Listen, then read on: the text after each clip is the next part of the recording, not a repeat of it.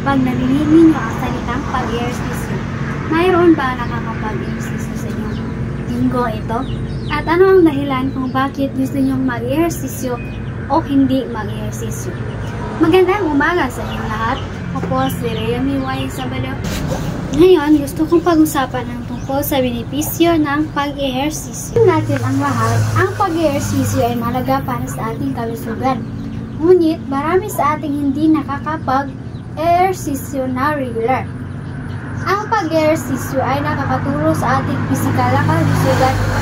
Ito ay nakapagpapabuti ng ating puso, nagpapalakas sa ating mga buto, at nagpapababa ng ating timbang. Ayon sa World Health Organization, ang regular na pag-ehersisyo ay nakakatulong sa pag-iwas sa mga sakit tulad ng diabetes, hypertension at heart disease.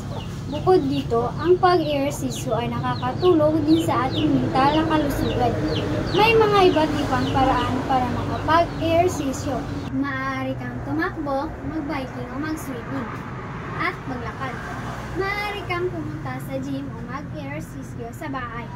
Halimbawa, si Chris Hemsworth, isang kilalang aktor, nagsasabi na ang pag-ehersisyo ay isang mahalagang bahagi ng kanyang buhay.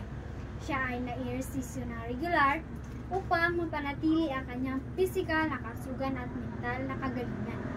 Ayon sa kanya, ang pag-ehersisyo ay nakakatulong sa kanya upang mapanatili ang kanyang focus at productivity. Ito ang mga benepisyo ng pag-ehersisyo. Una, nakakatulong sa pag-iwas sa sakit tulad ng diabetes, hypertension at heart disease, at iba pa. Kalawa, nakapagpapabuti sa ating mood at nagpapalakas sa ating resistensya.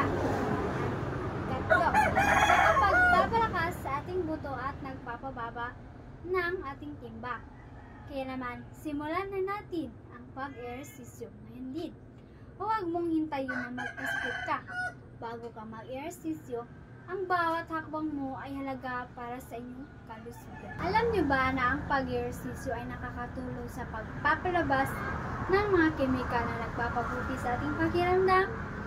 Oo, ito ay totoo.